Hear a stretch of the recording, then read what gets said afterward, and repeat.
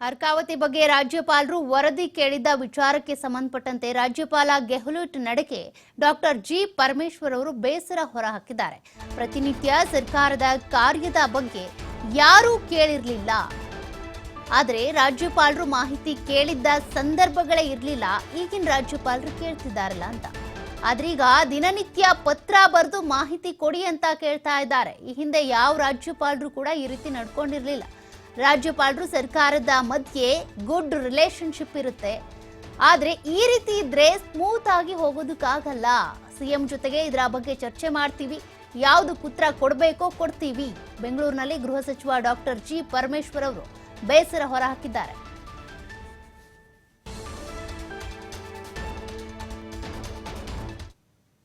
ರಾಜ್ಯಪಾಲರು ಅವರದು ಅತ್ಯಂತ ಜವಾಬ್ದಾರಿಯುತವಾದ ಗೌರವಯುತವಾದಂಥ ಸ್ಥಾನ. ನಮ್ಮ ಸಂವಿಧಾನದಲ್ಲಿ ಅವರಿಗೆ ಒಂದು ಸ್ಥಾನವನ್ನ, ಸಂವಿಧಾನ ರಕ್ಷಣೆಯ ಸ್ಥಾನವನ್ನು ಕೊಟ್ಟಿದ್ದಾರೆ. Is the constitutional head of the state. ಅವರು ಸಂವಿಧಾನದ ಆಶಯಗಳನ್ನ, ಸಂವಿಧಾನದ ಪ್ರೊವಿಷನ್ಸ್ ಅನ್ನ ಯಾವ ರೀತಿ ರಕ್ಷಣೆ ಮಾಡಬೇಕು ಅನ್ನುವಂಥ ಜವಾಬ್ದಾರಿ ಅವ್ರದ್ದಾಗಿರುತ್ತೆ. ದಿನನಿತ್ಯ ಆಡಳಿತ ಮಾಡೋದಕ್ಕೆ ಎಕ್ಸಿಕ್ಯೂಟಿವ್ ಪವರು ಮುಖ್ಯಮಂತ್ರಿಗಳಿಗೆ ಮತ್ತು ಸರ್ಕಾರಕ್ಕೆ ಇರುತ್ತೆ. ಇದು ಇಟ್ಸ್ ಆಲ್ ವೆಲ್ ಡಿಫೈನ್ಡ್, ಯಾರಿಗೂ ಕನ್ಫ್ಯೂಷನ್ ಇಲ್ಲ.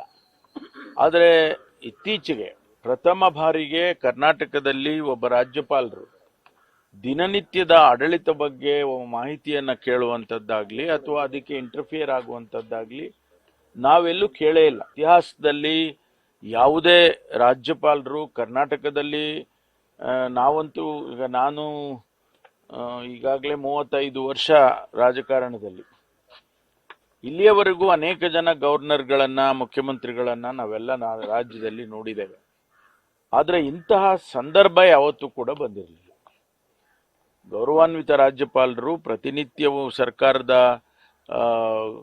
ಕೆಲಸಗಳ ಬಗ್ಗೆ ಅಥವಾ ತೀರ್ಮಾನಗಳ ಬಗ್ಗೆ ನನಗೆ ಮಾಹಿತಿ ಕೊಡಿ ಅಂತ ಕೇಳಿದ್ದು ಉದಾಹರಣೆನೇ ಇಲ್ಲ. ಯಾವಾಗಾದ್ರೂ ಒಂದು ಸಾರಿ ಮುಖ್ಯಮಂತ್ರಿಗಳು ಹೋಗಿ ಬ್ರೀಫ್ ಮಾಡೋರು, ಚೀಫ್ ಸೆಕ್ರೆಟರಿ ಹೋಗಿ ಬ್ರೀಫ್ ಮಾಡೋರು, ಅಥವಾ ಕಾನೂನು ಸುವ್ಯವಸ್ಥೆಯ ವಿಚಾರ ಇದ್ರೆ ಗೃಹ ಸಚಿವರು ಬ್ರೀಫ್ ಮಾಡೋರು, ಸಂಬಂಧಪಟ್ಟ ಸಚಿವರನ್ನು ಕರೆದು ಅವರು ಕೇಳ್ಕೊಳ್ಬಹುದು ವಿಚಾರವನ್ನು. ಆದರೆ ದಿನನಿತ್ಯ ಪತ್ರ ಬರೆದು ನೀವು ಪತ್ರದ ಮೂಲಕ ನನಗೆ ಮಾಹಿತಿಯನ್ನು ಕೊಡಿ ಅಂತ ಹೇಳುವಂಥದ್ದು ಏನಿದೆಯಲ್ಲ, ಅದು ಎಲ್ಲೋ ಒಂದು ಕಡೆ ಕಾನ್ಸ್ಟಿಟ್ಯೂಷನಲ್ ಪ್ರೊವಿಷನ್ಸ್ಗೆ ವಿರುದ್ಧವಾಗಿ ಆಗ್ತಾ ಇದೆಯೋ ಏನೋ ಅಂತ.